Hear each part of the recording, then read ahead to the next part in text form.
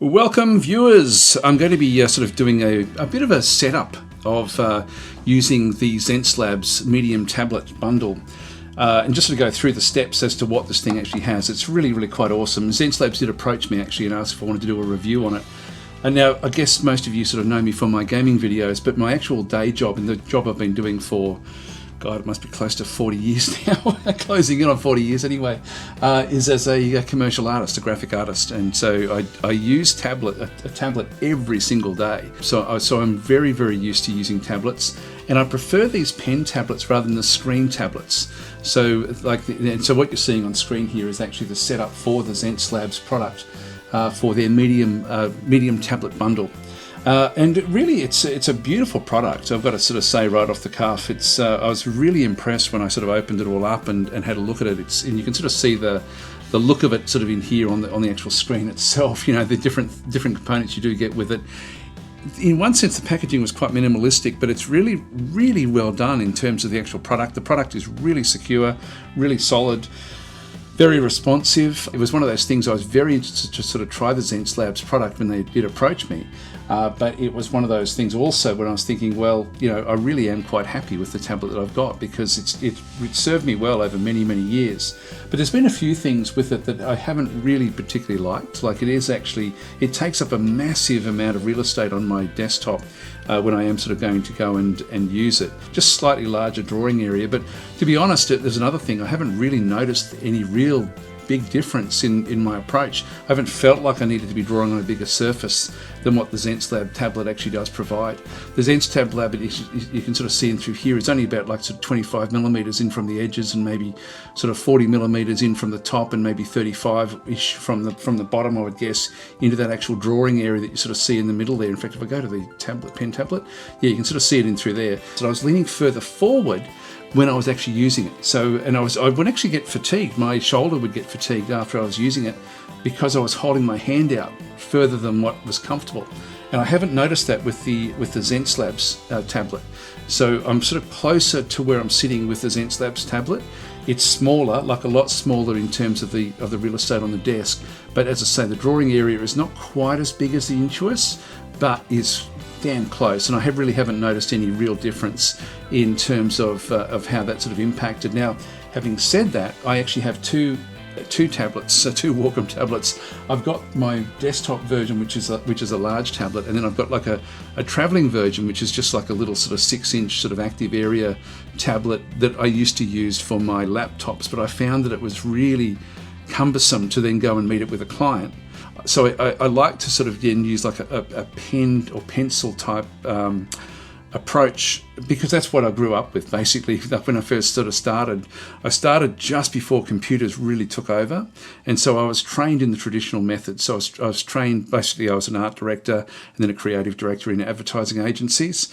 And so what that then led to was that I was often doing concept sketches using markers, pens and pencils. So I was sort of used to using, they were the media that I was most used to. Like any concept that had to be done, it was a marker rendering. And I still prefer to show clients those concept sketches rather than anything sort of too refined, because when it looks conceptual, I find that clients will grasp the idea more than the execution. And I find that if you sort of go to a finished product, they'll then start to be critical of little things that don't really matter from the concept side of things. So I still find that those old methods of actually getting an idea across are still extremely relevant, but now it's done in a digital way. So I used to take along my tablet, my laptop, and then I would just start to sort of sketch. If we're talking about logo ideas and things like that, I could actually then at least sort of get some groundwork done with the client. And I still do that. Like even now, I'll often have Zoom meetings with clients or Discord meetings with clients and actually just go through concepts with them, just so we can start to sort of nut out what needs to be done, but in a very rough way, like extremely rough. And clients tend to like that, you know, more so than sort of seeing refined things, which take a lot more time. Like this is very quick. Anyway, that's one of my uses for the actual tablets. But I found that really I didn't like the 6-inch tablet. It was way too small. And so I was interested to sort of see what the Xencelabs tablet was going to be like, because I wasn't sure if it was also going to be too small or not. But I'm really, as I say, I'm not finding it small at all. I'm finding it actually really, really useful. Anyway, that's just sort of like the usage, just so that if you're using this to try to evaluate whether you want to actually get this tablet yourself, you just want you to understand where I'm coming from with it and what I was looking for. And I was really, really interested to see, is my shoulder and my arm and my wrist going to be fatigued after using this thing for hours and hours on end? And I've got to say, I feel it's a lot lower to the ground than my Intuos as well. So it just feels flatter. It feels like I'm drawing on an A4 pad. That's sort of how it does feel. It feels like slightly bigger than an A4 pad on the desk, and it just works really, really well. And I've got to say, like it's like I love the quality of the Xencelabs products, or the product that that I'm sort of reviewing here. It really is something. Genuinely, it's certainly going to be replacing my Intuos. I'm not going to go back to the Intuos after using this, because I can just see the benefit of using this particular product. And so I wanted to do one where I just go through essentially how to set this thing up, what it actually has. That may also then sort of give you, if you're a professional artist, you may sort of also then want to sort of think, okay, well, is this going to sort of work for me? Even if you're not a professional artist, the cost, my understanding of where the cost actually sort of fits is it's slightly under where the Wacom price tag actually is. It's still up there though, so it's not a cheap tablet, but it's beautifully built. As I say, it's very, very solid. It's look, it really, this would certainly be for me a bit of a Wacom killer in the sense that it actually is a tablet that's does everything and more than what my old Wacom tablet did, and I really, really like what it does. These are the different products that you actually have. So you've got a My Quick Keys back in through here. I might just go and start with the preferences. Now the preferences, I've got like two screens. I've got a big screen and a small screen. I use the small screen just for having sort of reference or anything else off on the side of it. You can sort of see in through here. I'm sort of recording with OBS over here at this stage. I've got Clip Studio running underneath this on my large monitor, and I'll be then sort of showing things over on here with another Clip Studio window open ultimately. So I've got which display is actually, it's sort of like going to be it's going to be using this particular display. So tablet to screen area mapping, and also I'm using the full area. So I can actually go and change the actual tablet area. I can also change the display. So nothing sort of too tricky with that one through that side. Sleep time, so also for the tablet, so you've sort of got, if it's not being used, then after say 60 minutes it's going to then sort of just go to sleep. And it does have 3 buttons across the top. Like if we have a look at this, there's 3 buttons across the top. You can sort of you can get rid of those. Now these do little things like, for example, flicking between the various sort of screens. I can use those buttons to do that. They also bring up this particular piece of software, which is sort of like for setting up the Xencelabs elements. And this is actually really quite a cool piece of software. I've got to sort of say, actually, one of the negatives of this is like a Windows app software. It's not actually a Windows application. And what that means is that you can't tell, for example, the preferences to, or this particular screen or the diagnostics or anything to sit on top of the screen, and that's something that it does need. It needs a way to, particularly with the diagnostics, to have that sitting on top of the screen when you're actually using it. Now I'll be showing that in using OBS, but it will be behind what I'm actually working on. I've just sort of got so I can at least sort of show you the way that the diagnostics do actually work there. So anyway, that's the preferences. Go to the pen tablet. Now, one thing you do actually have is your corner lights that come through. Now, you've got a global setting back in through here, and also then any programs that you want to bring in, you can bring them in through here. Now, the program that I mainly use for concepting is Clip Studio Paint, which is a fantastic program. It's for me, this replaced Photoshop in terms of doing concepts. So I used to use Photoshop. Then I went across to using Corel Paint because it felt more organic for when you're sort of doing laying down color or sketching.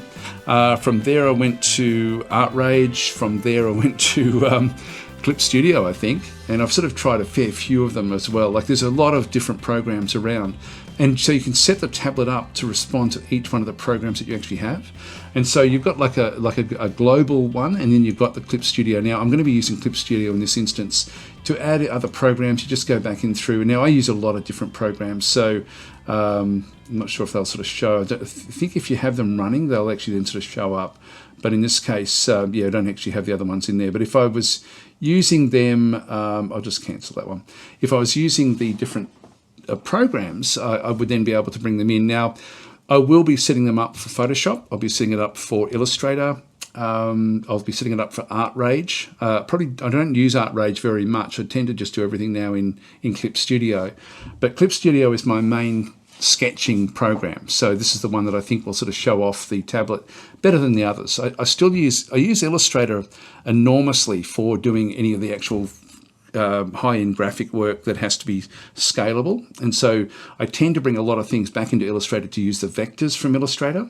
But one of the things I like about Clip Studio is it does actually have a vector component to it as well. So it's a little bit of a hybrid between Illustrator and Photoshop, which is what actually sold me on the program initially, and from there I've never really looked back. I've always sort of loved it. Now, with this one here, you can change the corner lights in what sort of shows up. So you can actually have it show up. Like, for example, if I go back to my common one, I can sort of then go and set that one to, say, the yellow at medium if I wanted that to, and it's just lit up on my desktop here. I'm just going to put that back down to dim. But if I want that to sort of show up so that when I go across to Clip Studio, when Clip Studio is being used, I can then sort of have it come up with a different sort of color through there. Now, at the moment, I'm using this, so it's using the global setting.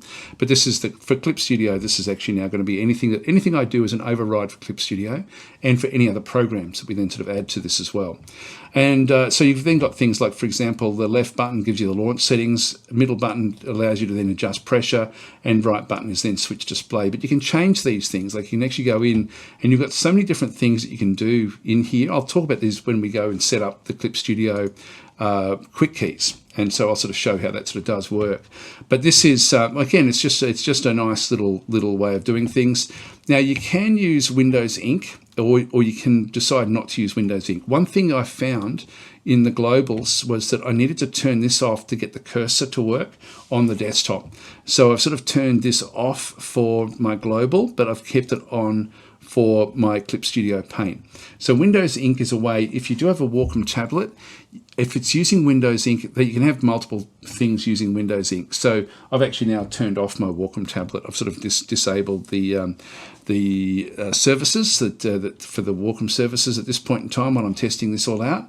And it's a save, but that's more just so that it doesn't get in the way of what this tablet is actually sort of doing with the system. But again, it's just like one of those little things. But I did find that was annoying me initially by having that one turned on, until I did find to turn that one off, and then it seemed to sort of work fine for me. So if you do have this tablet and you're wondering why you can't really sort of use it as a mouse, if you're needing to sort of quickly do things away from the program that you're using, then that would be the reason.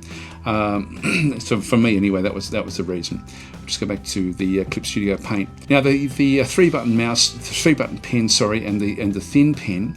I'm not really going to be using the thin pen. The thin pen has got 2 buttons down through here, plus an eraser at the top. It does feel like a small, like just a normal pen basically. It's like I'm trying to think of the brand name. I used to use them for doing the line work when I was doing marker rendering, and I still use that sort of pen occasionally for just concepting on actual paper. But it is just a small pen. But I'm so used to using the Wacom thick pen now that I'll probably only ever use this pen on the actual tablet itself. Now, one thing I often find with the Wacom tablet is I'm accidentally clicking these buttons all the time. So I was thinking when I do come into here of actually getting rid of these and just disabling these different buttons. So I'll just do that now, just so that in the Clip Studio, I'm not going to accidentally be pushing those. Now, do I ever want to do stuff with this? Perhaps, but I find that I don't have the dexterity to be knowing exactly which button I want to be pressing, and it's not something I'm really interested in. I just want to be using the pressure, the tilt, the speed, like the velocity, and those sorts of things with the actual pen itself to sort of get things going. Now, one thing I sort of found that with a program like Clip Studio, it was better for me to just keep this standard, like the advanced settings, just sort of standard, and then tweak the pressure sensitivity back into Clip Studio, which I'll show you how I've sort of done that as well in fairly sort of soon. But one thing you can do here is just sort of go and change the pen pressures, sort of bring them down. My advanced settings are just purely the default, and so you can sort of see through here, it's you've got like a little sort of sketch area in through the side here. I can't show the pressure here because of that Windows thing. If I go back and go back to the pen tablet and turn off Windows Ink and then come back into the 3-button mouse, go to advanced settings, it will now work as an actual tablet. So now we can sort of see it moving, as a mouse. And so now I can actually sort of do testing and sort of see how it goes, within this little test area, and just sort of see how the pressure sort of does go. And I can then go and tweak this and change it. I can push these things around if I wanted the curve to go a certain sort of way, just to sort of get comfortable. But I'm finding that I'm better off doing this actually back in the actual in the actual program rather than in the pen settings. But it is there if you do want it. So anyway, that's actually where that one is. I'll just cancel that one. So I'm just using these in the middle. I did actually start by tweaking these and then decided not to do that there. I decided to do it basically in the program. The thin pen, as I say, I'm not really using. Let's go back down now to my quick keys, which is really, really quite interesting. I've got a similar thing on my Wacom tablet off to the side. This is actually a device that you can sort of put anywhere on your desktop that's comfortable, which means again that I'm not stretching forward. So ergonomically, I can sort of move this to wherever I sort of feel like I need to have it. I can then use it. I'm sort of used to using keyboard shortcuts for most of the different sorts of things in Clip Studio.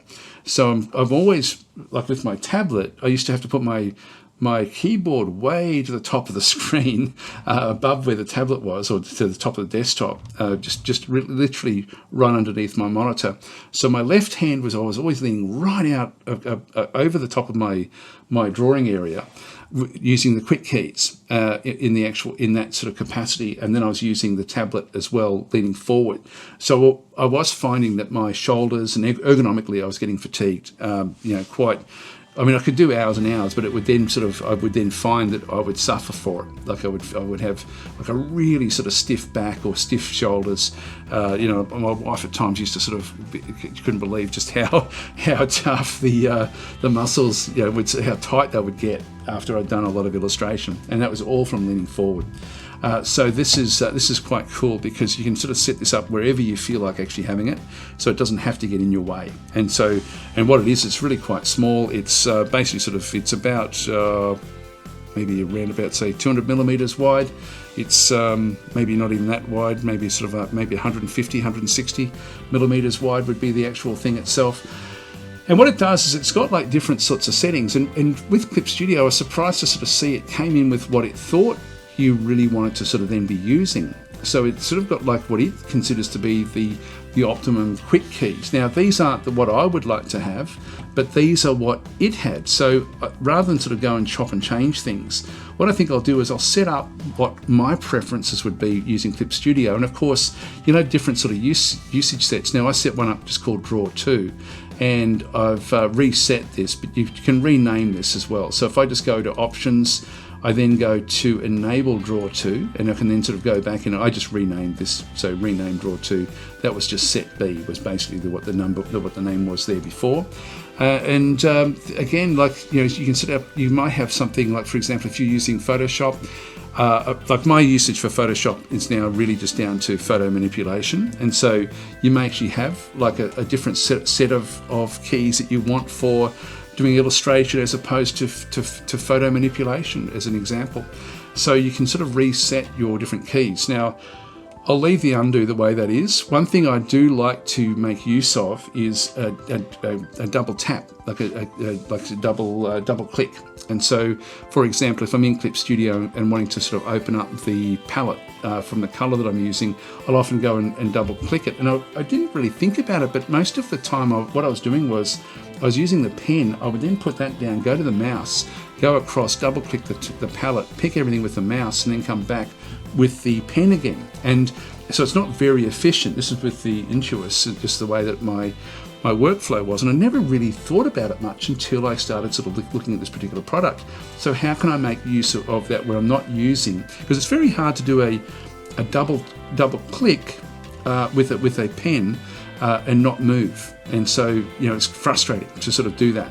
So I thought, okay, well, let's go and make a double click in through here. So with these particular sets, you've got like a whole heap of different things. Like you've got keystrokes, you've got modifiers, you've got the actual tablet as well that you can sort of go through across and actually bring up the things that the tablet itself can then do.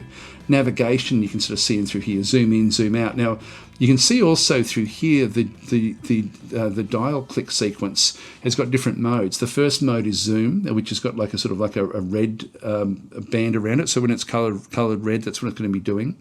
It's then got brush size with orange. Yellow is the cycle through the layers in what you've got. And then mode 4 is to cycle through your subtools in Clip Studio, sort of like the different sorts of brushes that you might actually have. And so that's what that would actually have. Now, Photoshop would have a different sort of set. They would have a different way of doing that one. And it may be that the brushes will actually then sort of show up in their mode 4. But this is, so this is not something I prefer to not be using the zoom here. I prefer to be doing that with the key, like with keys. So I've got, you've got zoom, which is Alt space, but what I'm going to do is I'll change this one here, because what I want to do is I want to have zoom out and zoom in. So if I go to navigation, if I go to zoom in through there and then zoom out through here, I can just go to navigation, zoom out. So that now just makes them two different things. Now it's going to go up in 50% blocks. So it's going to be, it's going to go sort of like, it'll always go to the nearest 50%er. Now I can change that as well to be the keyboard shortcuts for zooming within Clip Studio, but I'll just leave it as zoom in, zoom out. Now, the color and subcolor I'm happy with. I like that one. I'm just going to, the redo, I never do redo. I do undo all the time, but I never do redo. So I'd use Control Z on the keyboard all the time, but not the other one. So let's just go to this one where we've got redo. And I'm going to change that to mouse clicks, double click. So that one just comes across. That will be my double click. So if I need to quickly open up the palette, I can then just sort of go across to where the palette actually is and then click that particular setting. By the way, on the actual thing and through here, whatever you set up is then shown in lights. So you can see exactly what the actual keyboard, like what the shortcut actually is. Even as I'm making this one, it's got undo, it's then got double click, color, subcolor. It's got the grab hand, the rotate canvas, the zoom in, zoom out. Now, similarly with the brush size, I prefer not to be using this for the brush size. I prefer to be using like the keyboard shortcuts for that one. So I'm going to go and change these two as well. So I'm just going to go across to keystroke, and I'm going to go and change this one to brush minus. And the keystroke, I'm just going to clear that keystroke and then just use the square bracket.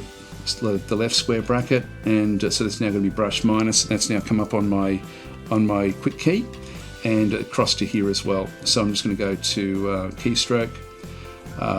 This one will be, now by the way, that little dollar sign that you see there with rotate canvas is it will add a line break. So if you're finding that you do want to have the line breaks, you can sort of do it that way. So anyway, this will be brush plus, whoops,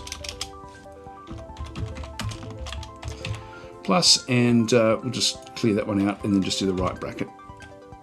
Okay, so I've now just got like a few different things. You can see there's a lot you can actually do. So just having a quick look at what you can do through here, you've got like navigation, you've got different applications.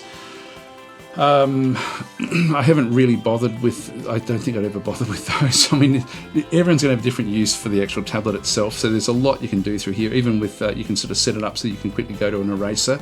Now in Clip Studio, you don't really need to do that. In fact, with most of these sort of graphic programs, you just turn the pen upside down and you've got the eraser there anyway. So that's really nothing you have to really worry about. There is one usage in Clip Studio that I really have that annoys me that I can't do easily, and that's to change between the erasers.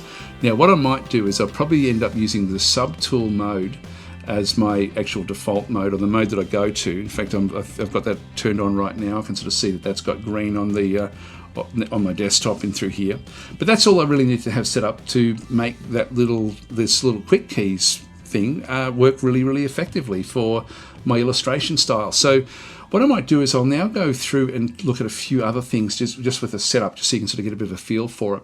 One thing I was actually looking for, it's sort of funny, before I started recording, I was like, yesterday when I was using it, when I was trying to sort of get used to it, I was thinking, it really needs a diagnostic so I can sort of see what's going on when I'm trying to set up my brushes.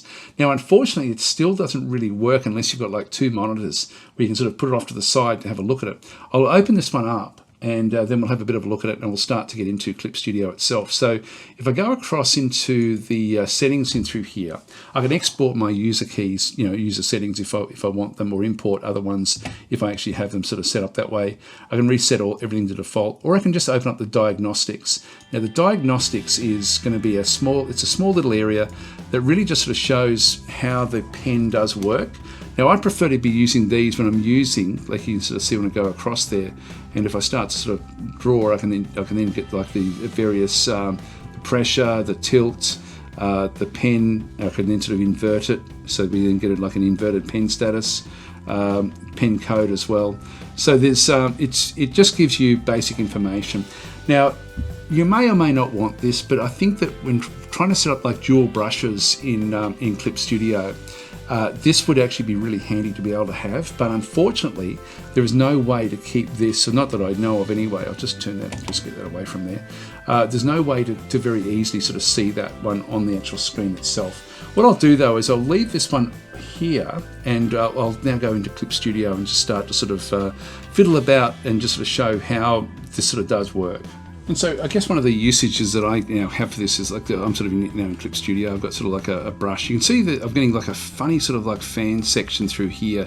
This is one of the new dual brushes in Clip Studio. It's just sort of like if I put it on the side, it'll sort of then go through and sort of do a like more sort of like block things in, which I really quite like. But if I go really fast, it will then sort of activate it as well. I'm not sure exactly how to sort of turn that off, but by using the Diagnostics, I would love that to be able to sort of be sitting on top of my screen. So I can just really sort of tweak and sort of see exactly what happens when I start to sort of change the tilt, because it should be more activating from tilt. As you can sort of see through there, it sort of just sort of changes things as I go to the tilt. I get like a more of a shading type arrangement with this dual brush. It's really quite a cool aspect. That's then sort of giving me information there on the what's that, the X tilt and Y tilt, just so I can sort of get a bit of a feel for what's actually going on with the actual brush itself. But this is quite a nice little sort of pen or pencil, because it sort of does allow you to very sort of quickly sort of sketch things in, and then sort of start to at least apply a little bit of shade to it as well. And so this is where I really want to be using the Diagnostics with the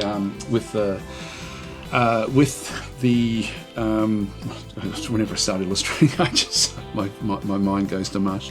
But anyway, this is where I would like to be able to use the Diagnostics. It's just sort of start to tweak the settings of the brush itself. That would be really quite cool. Anyway, what I might do now is I'll just do a little bit of using Clip Studio essentially, or maybe, I don't know whether to go in and sort of show aspects of Clip Studio, or just sort of show just how the pen sort of does respond. It really is sort of quite cool.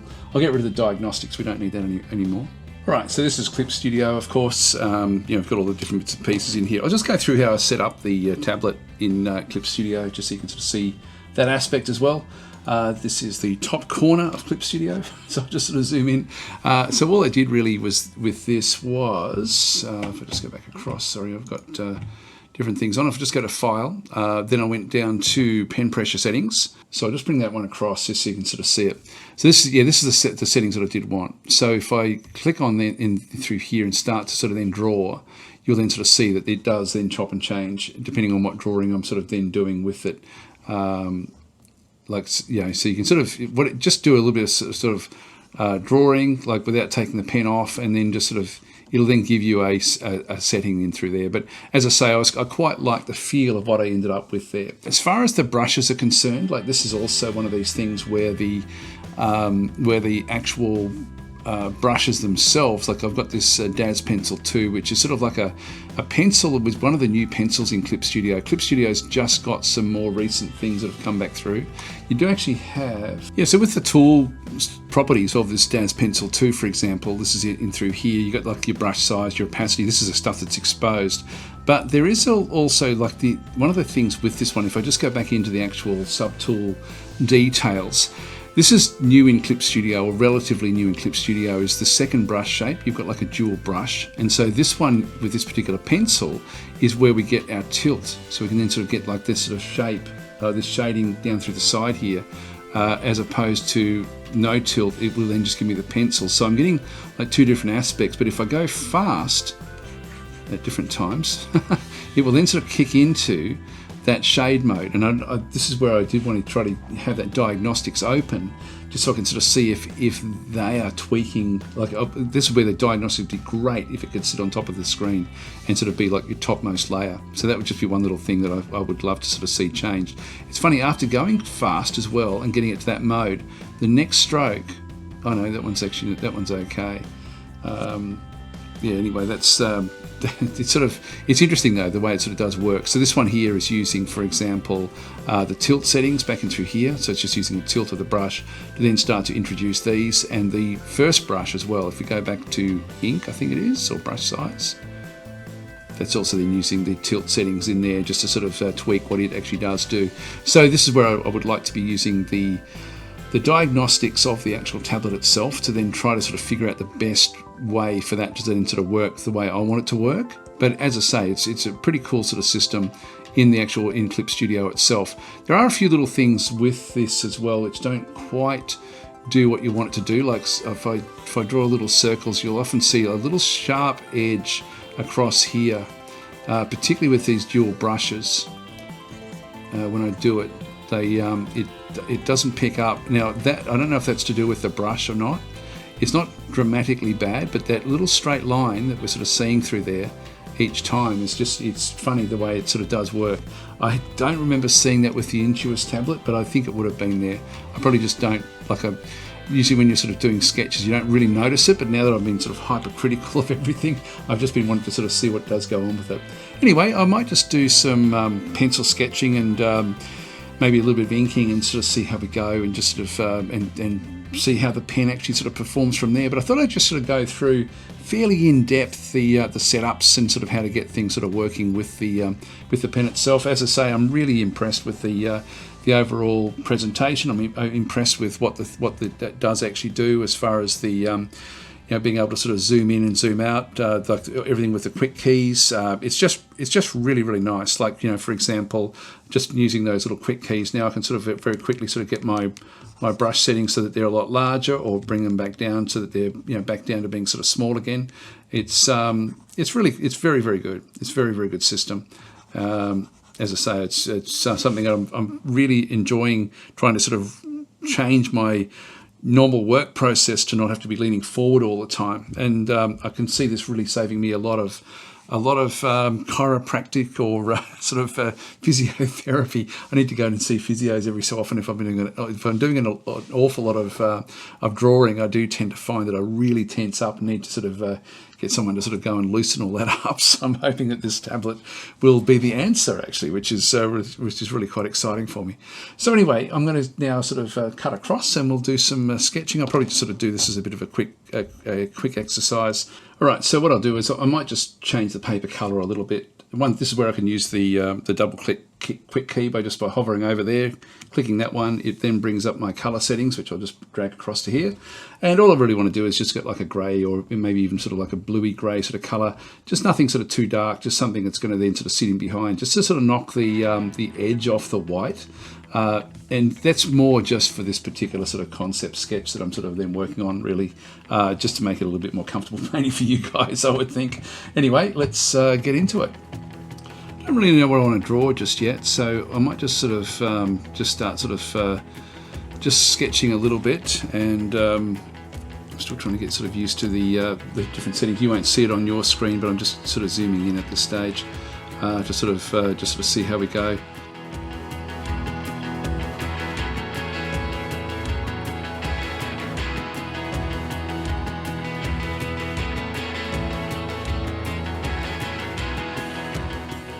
So just conceptualizing really at this sort of stage.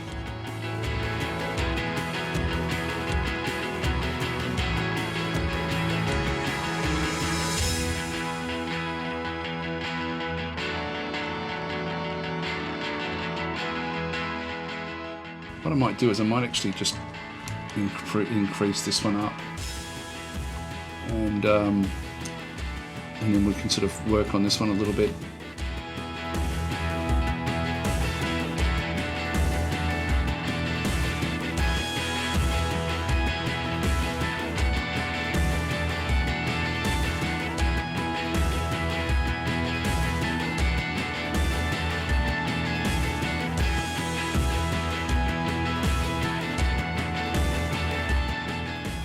My hand is still actually gravitating towards the pad, and I probably should have had the grab hand so I can sort of move this thing around rather than using the zoom out and zoom in.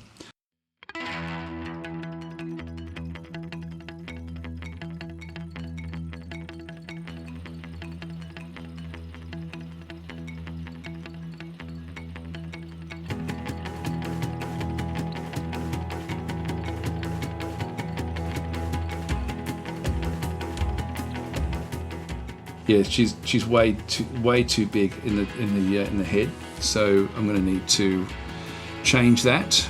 Now would be the time to do that, I guess. So I'll just go back across, use the lasso selection tool, and I'm just going to go and grab probably the whole lot in reality.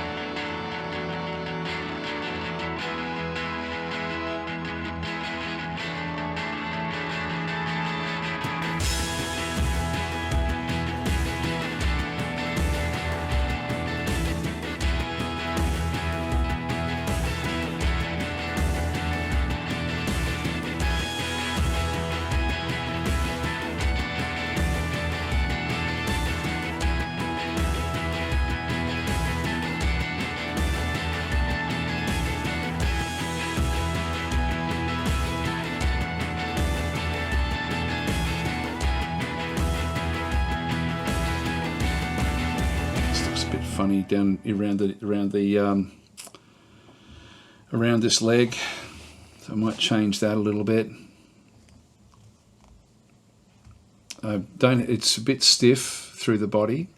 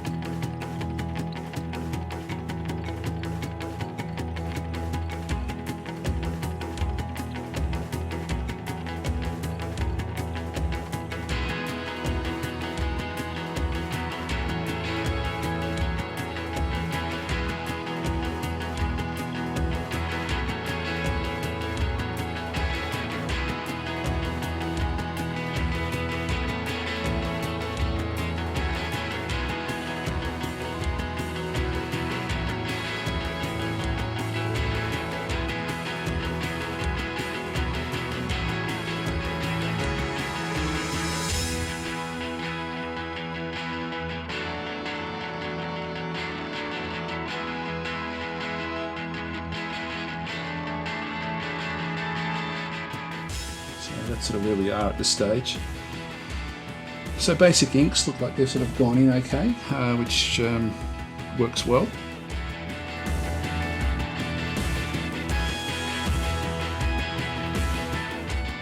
Now I've got a black and white in through there. I can actually turn on a colour here if I wanted to. I can go and flick that, and that's gone to blue, which of course is, I don't know why they use that blue, to be honest.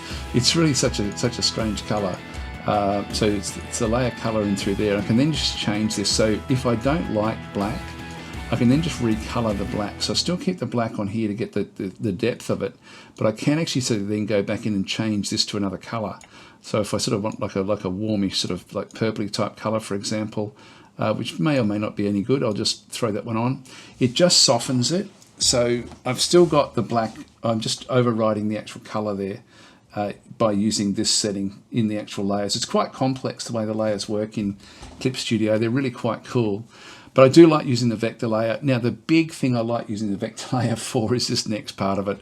And sometimes it doesn't work. Sometimes you've got to sort of plug little gaps and things like that. But generally it's a very, very cool way to sort of get things working. So we no longer need the sketch layer underneath, although I do like that, to be honest, and I think I'm going to just keep it there for a little while. Underneath this layer, I'm going to create a new bitmap, a new raster layer. So I'm just going to go and create one in here. I'm going to call this top one ink, because that's what it is. I'm going to call this one flats. Now what I like to do is use the flats to get as close to the colors that I want to use. And then I duplicate this to make a color layer. But the flats, the good thing about Clip Studio is you've got reference layers. And so I can go to the ink layer and I can then change this one to a reference layer. So there'll be a little icon underneath that. When I click on the flats layer, this is the active layer, but it's referencing that layer there. Now if I go back to my tools, just go back over the other side, where are we? Got this stuff everywhere. There we are. Right, so back in the tools in through this side, I'm just going to go across to my fill, and with the actual fill tool that I have, this is refer other layers, and further down with the actual pen tool itself, I then actually have things where I can actually then, like if I'm finding that I've got gaps, I can then sort of change the close the gap element if I wanted to do that one. I've got the tolerance, which is very, very low. I set the range of color consideration as the same color, which I can have that on 0, to be honest, with this one through here. This is referring to the reference layer. That's the important thing in there. And fill up to the vector path is what we want, because we want it to then look for vector paths. And so this creates a very, very simple way for me to then sort of color the actual illustration. So what I'm going to do here is I'm just going to go across and so in my flats layer, I'm just going to go with this selection tool through this side. Just go back out, turn that one off for a second, and all I need to do through this side is whoops, sorry, I've just turned that one back on again. So I'm doing the OBS and doing the illustration at the same time. I will just zoom in a little bit into here so we can sort of see what's going on. Now anything where there's no shape in between, it's going to then colour. So if I click in there, for example, it's going to colour to the gap. I'll just undo that for a second. If I go and make so that the gap is really, really small, it will then do more of what we want. And that's probably more what I'm looking for. So just a very, very small gap back off to the side through there. That's all I really need to sort of be worrying about. And what this thing does is it ends up with a layer, like if I just turn off this layer here, for example, you'll see it's very, very rough as I zoom in. Like it's actually, like it's quite a rough element, but it is sort of, so it doesn't look great on its own, but it does exactly what I want it to do. Now where I've gone over multiple times with the vector layer, it will sort of also then pick that one up as well. So anyway, that's, we'll just go and turn that one back on again, and control, I'll just use the undo and the quick keys. So with the colors here, I don't know what colors I actually want this to be. What I might do is I might keep it fairly pale, I think, overall. So let's go to a flesh color. So I'm just using the mouse now in this instance. So if I go across and pick sort of more of if I start in the reds, but then sort of head up sort of more towards these sort of greyish sort of, but very quite pale colours. I'll start there, for example. It doesn't really matter much with the flats. I'll just go and pick those. That that, there and there. Now there's a gap. So undo, close the gap. There we go. That now worked. So that's just done the close the gap, and it's then sort of picked it up. Okay. Let's go back to the looser version.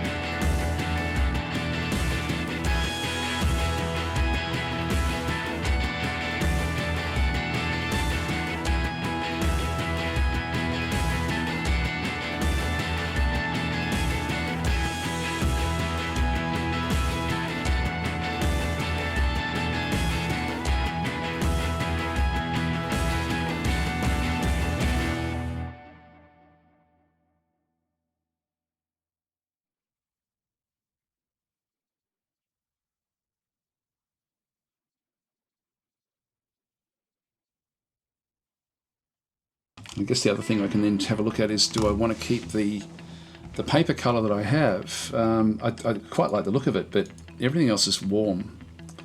And I've got a coolish paper colour, so what I can do is actually have a bit of a look and see if that is going to look any better if it was sort of more of an orangey sort of colour. I'll just have a bit of a look and see.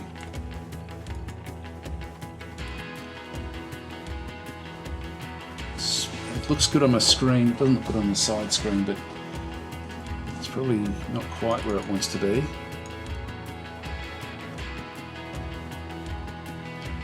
A bit more neutral and a bit lighter.